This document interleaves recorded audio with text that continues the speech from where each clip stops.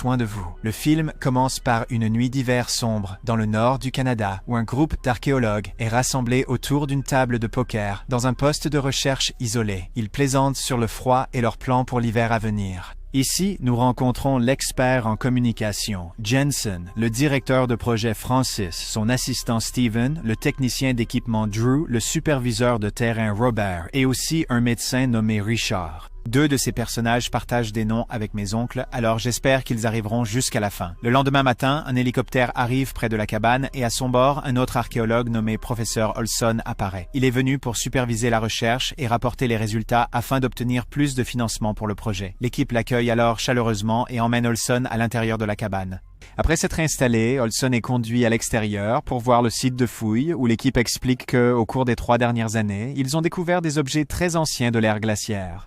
Francis montre à Olson un pot en argile avec des symboles inhabituels et il a été daté d'environ 11 000 ans avant Jésus-Christ mais a été trouvé sous des couches datant d'environ 14 000 ans. Drew ajoute qu'il y a environ une semaine, ils ont commencé à découvrir ce qui pourrait être le toit d'une structure émergeant du sol. Olson réalise donc que si cette découverte est réelle, elle pourrait changer l'histoire. Nous apprenons également qu'ils ont engagé des ouvriers locaux qui vivent dans une ville voisine pour les travaux d'excavation. Ils partent très tôt car le soleil se couche très vite avec seulement 5 heures de lumière du jour chaque jour. Bientôt, la nuit tombe et ils retournent à la cabane et Olson est également conduit à sa chambre qui est à côté de celle du chef nommé Ramus. Plus tard, l'équipe se détend dans le salon lorsque le chat de Ramus apparaît et traîne avec eux. Ramus informe alors Jensen qu'il manque de nourriture et de provisions, alors Jensen dit qu'il en demandera demain. L'équipe boit ensuite et célèbre la découverte, disant que cela pourrait être la plus grande découverte archéologique jamais réalisée. Le lendemain, Jensen contacte par radio la station de la ville pour demander plus de nourriture et de fournitures et ils acceptent de les envoyer.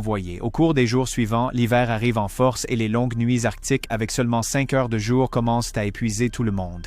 Un jour, alors qu'ils sont dans le salon en train de discuter de leur découverte, Olson déclare qu'en tant qu'expert en archéologie, il est impossible que la structure existe là. Drew répond qu'il pense que cela pourrait être quelque chose d'extraterrestre, mais les autres rient simplement de cela. Des extraterrestres? On parle de gens taupes? Putain d'idiots. À ce moment-là, ils sont interrompus par la nouvelle que le chat de Ramus a été retrouvé mort. Ensuite, l'équipe se rend immédiatement sur le site de fouilles et trouve le pauvre chat mort et mutilé. Cela les perturbe profondément car ils se demandent qui pourrait faire une chose aussi cruelle. Jensen interroge alors les ouvriers et l'un d'eux affirme avoir vu Drew tuer le chat mais n'a aucune idée de pourquoi il l'aurait fait. En entendant cela, Jensen demande à Drew par radio s'il a tué le chat, mais Drew nie l'accusation avec désinvolture. Il dit calmement à Jensen qu'il a confiance en lui et lui demande de trouver le véritable coupable. Le lendemain, un bruit réveille Olson et il s'avère que c'est Jensen furieux qui révèle que tous les ouvriers sont soudainement partis. Cela laisse tout le monde perplexe, se demandant pourquoi ils partiraient au milieu de la nuit sans provision. Francis suggère que les ouvriers ont peut-être été effrayés par la mort du chat, car ils sont probablement superstitieux. Jensen dit qu'ils ne peuvent pas continuer comme ça et se précipite pour appeler la radio afin de demander plus de travailleurs. À ce moment-là, quelque chose de choquant se produit lorsque Steven commence à vomir un liquide noir, ce qui horrifie tout le monde. Richard l'emmène donc dans son bureau et lui donne des médicaments. Prends de l'Advil, espèce de cinglé. Plus tard, Jensen essaie de contacter la station de la ville par radio, mais ne parvient à joindre personne, ce qui le laisse frustré. Le lendemain, l'équipe décide d'enquêter sur la zone pour suivre où les ouvriers sont allés. Ils suivent les empreintes et réalisent bientôt que les ouvriers se dirigeaient vers le nord, loin de la civilisation. Cela les confond car dans cette direction, les ouvriers risqueraient probablement de mourir de froid sans rien pour les soutenir. Cette nuit-là, ils allument les générateurs et réalisent que leurs provisions ne dureront que 2 semaines, ce qui posera de sérieux problèmes par la suite. Un Jensen frustré appelle Drew pour vérifier la radio et Drew dit que la radio fonctionne parfaitement et il ne comprend pas pourquoi ils ne peuvent joindre personne. Pendant ce temps, Olson et Francis sont vus en train de discuter de la situation et il s'avère qu'ils ont trouvé plusieurs tas de pierres utilisées pour marquer des sites de chasse. Olson explique que la région est pleine de pièges à ours, révélant qu'une civilisation a vécu ici il y a des milliers d'années. Ils ne comprennent pas comment une communauté qui est restée au même endroit si longtemps a pu soudainement partir, et Olson suggère que quelque chose a dû rendre la région dangereuse pour eux. Plus tard, ils entendent que Steven a un problème, alors tout le monde se rend au cabinet du médecin. Là, il remarque quelque chose bouger dans les bras de Steven et il agit de manière erratique, alors tout le monde le retient et essaie de le calmer. Sans autre option, ils appliquent un garrot à son épaule et procèdent à mutiler son bras, Steven S. Et tandis que les hommes s'effondrent de choc, Richard administre ensuite de la morphine, après quoi ils enveloppent Stephen dans une couverture.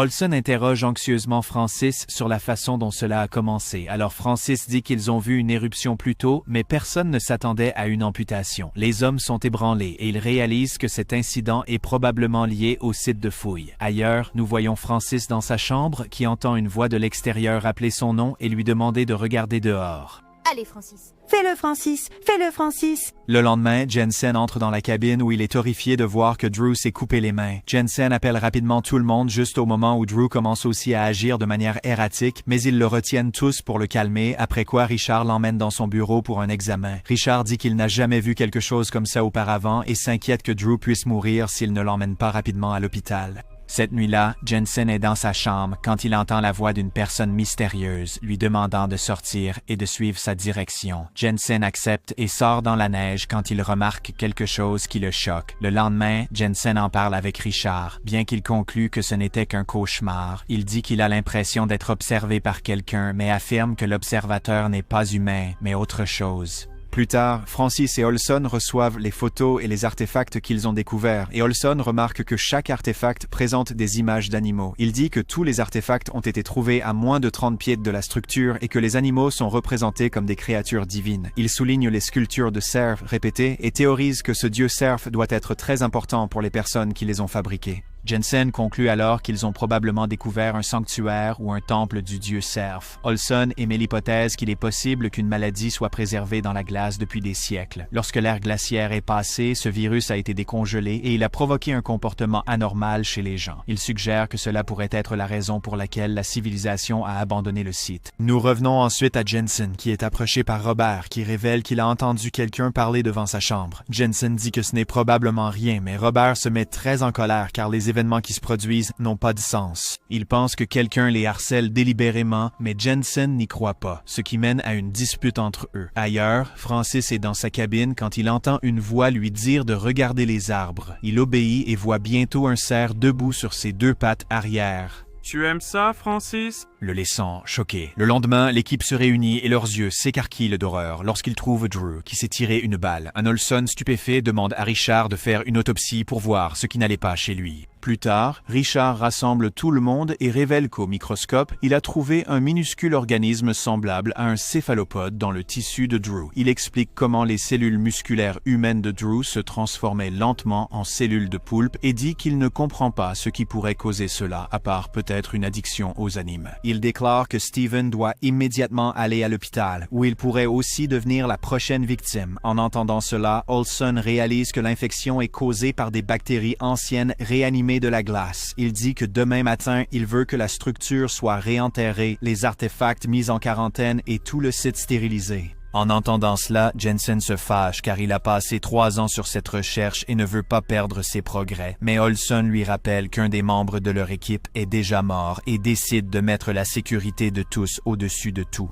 Bientôt, la nuit tombe à nouveau sur le camp et Francis est de garde lorsqu'il entend à nouveau la voix mystérieuse, lui demandant de s'approcher. Francis obéit et se dirige vers sa chambre où il remarque la même entité de cerf lui jouer des tours. L'entité dit à Francis que les autres parlent de lui parce qu'ils pensent qu'il devient fou. Elle incite Francis à prendre un couteau pour se protéger, ce qu'il fait. Juste à ce moment-là, Jensen entre dans la pièce et dit à Francis qu'ils ont décidé de tout mettre en quarantaine dès demain matin. Pendant ce temps, la voix exhorte Francis à tuer Jensen immédiatement, mais Francis résiste aux ordres et garde le contrôle. Plus tard, Olson va voir Steven, qui est dans la salle du médecin, et est horrifié de voir que Francis l'a tué. Olson sonne rapidement l'alarme tout en exigeant de savoir pourquoi Francis l'a fait. Francis explique de manière erratique que l'homme souffrait et que Steven lui-même a demandé à Francis de le tuer. Il affirme qu'il a coupé le poignet de Steven mais qu'il n'est pas mort. Alors il lui a tranché la gorge, mais Steven continuait à crier, donc il a dû lui couper la tête et pourtant il n'est toujours pas mort. À ce moment-là, les autres arrivent en entendant l'alarme et tout le monde est horrifié par la scène. Ils maîtrisent alors Francis et l'enferment dans une pièce tandis qu'il continue d'insister que c'est Steven qui l'a poussé à le faire, mais ils refusent d'écouter et partent tandis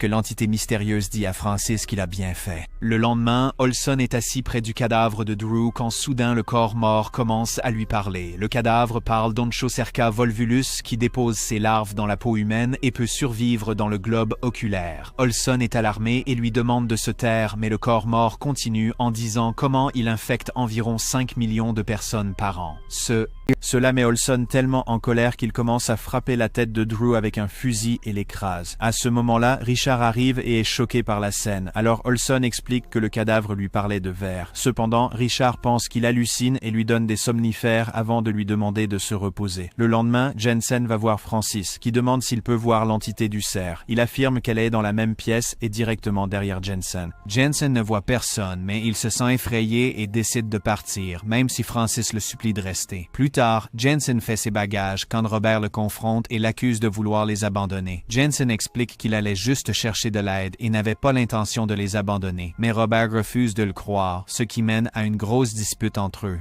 Le soir, Jensen arrive à la cabane de Robert et lui demande quand il a dormi pour la dernière fois, mais Robert n'en a aucune idée. Jensen lui dit de se reposer et qu'il prendra la relève pour surveiller, mais Robert refuse car il ne lui fait pas confiance. Jensen lui donne alors de la nourriture, mais Robert soupçonne qu'elle est empoisonnée et refuse de manger. Quelque temps plus tard, nous voyons Robert se diriger vers la cabane de Francis et dans un retournement de situation choquant, il tue Francis. Il se rend ensuite à la cabane de Richard et finit par tuer le docteur aussi. Il tombe bientôt sur Jensen et lui tire dessus, mais Jensen riposte également. Robert meurt immédiatement, tandis que Jensen reste en vie mais gravement blessé. Plus tard, Olson trouve Jensen en train de saigner et l'aide à panser ses blessures, bien qu'il ne soit pas très doué pour cela. Jensen lui demande de partir et de chercher de l'aide dans la ville voisine. Alors Olson accepte et s'enfuit. Mais à ce moment-là, Jensen entend la voix de l'entité du cerf lui demander d'arrêter Olson. Cependant, Jensen refuse et prend une boîte de dynamite à proximité, se préparant à ce qui va arriver. Ailleurs, Olson est dans les bois lorsqu'il tombe sur l'entité du cerf qui lui parle. L'entité explique que lorsque les fourmis regardent le ciel, elles voient des points, tandis que les humains voient des galaxies. Dans un retournement de situation choquant, il révèle qu'il est le créateur des étoiles, des galaxies et de tout. Mais Olson refuse de le croire et dit que s'il était un dieu, il n'aurait pas tué des gens de cette manière ni les aurait montés les uns contre les autres.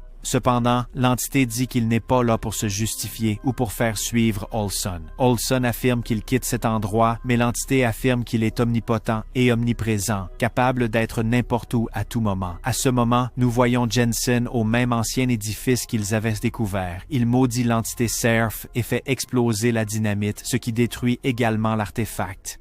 Jensen meurt également dans le processus, et avec cela, la voix de l'entité s'arrête aussi. Après cela, le cauchemar est enfin terminé, et Olson est le seul survivant. Bientôt, le jour se lève, et il semble qu'Olson pourrait s'en sortir vivant. Mais dans un retournement de situation choquant, il tombe soudainement dans un piège à ours. Le film se termine alors qu'on entend Olson crier de douleur, tandis que son sort reste incertain. Est-ce que l'un de mes oncles a survécu jusqu'à la fin?